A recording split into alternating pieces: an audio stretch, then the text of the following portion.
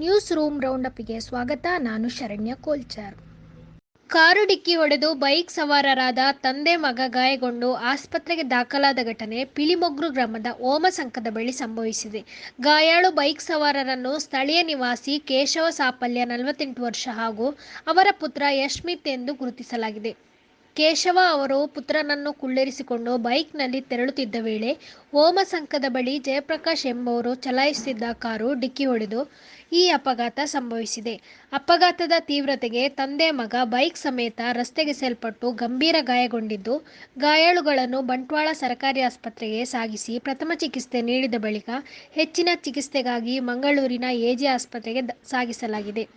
ಈ ಬಗ್ಗೆ ಬಂಟ್ವಾಳ ಸಂಚಾರಿ ಪೊಲೀಸ್ ಠಾಣೆಯಲ್ಲಿ ಪ್ರಕರಣ ದಾಖಲಾಗಿದೆ. ಬೆಳ್ತಂಗಡಿ ಲಾಡ್ಜ್ಗಳಲ್ಲಿ ಅನೈತಿಕ ಚಟುವಟಿಕೆ ನಡೆಯುತ್ತಿರುವ ದೂರುಗಳ ಮೇಲೆ ಬಂಟ್ವಾಳ ಉಪವಿಭಾಗ ಡಿವೈಎಸ್ಪಿ ನೇತೃತ್ವದಲ್ಲಿ ಉಜಿರೆಯ ಲಾಡ್ಜ್ಗಳ ಮೇಲೆ ಫೆಬ್ರವರಿ 18ರಂದು ರಾತ್ರಿ ದಾಳಿ ಮಾಡಿ ಪರಿಶೀಲನೆ ನಡೆಸಿದ್ದಾರೆ.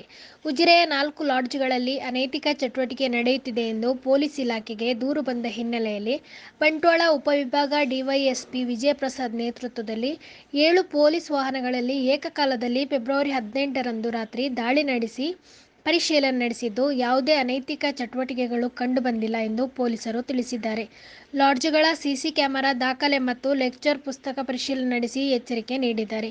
ಬಂಟ್ವಾಳ ಉಪವಿಭಾಗ ಡಿವೈಎಸ್ಪಿ ವಿಜಯಪ್ರಸಾದ್ ನೇತೃತ್ವದ ಬಂಟ್ವಾಳ, ಪುಂಜಲಕಟ್ಟೆ, ವೇಣೂರು ಪೊಲೀಸರ ತಂಡ 7 ಪೊಲೀಸ್ ವಾಹನದಲ್ಲಿ ಏಕಕಾಲದಲ್ಲಿ ಪೊಲೀಸರು ದಾಳಿ ನಡೆಸಿ ಕಾರ್ಯಾಚರಣೆಯಲ್ಲಿ ಭಾಗವಹಿಸಿದರು. ಬಂಟ್ವಾಳ ಪರಂಗಿಪೇಟೆ ದೇವಸ್ಥಾನದ ಬಳಿ ಬೈಕ್ ನಿಲ್ಲಿಸಿ ಜಾತ್ರೆಗೆ ಹೋಗಿ ಬರುವಷ್ಟರಲ್ಲಿ ಬೈಕ್ ಕಳವಾದ ಬಗ್ಗೆ ಬಂಟ್ವಾಳ ಗ್ರಾಮಾಂತರ ಠಾಣೆಯಲ್ಲಿ ಪ್ರಕರಣ ದಾಖಲಾಗಿದೆ.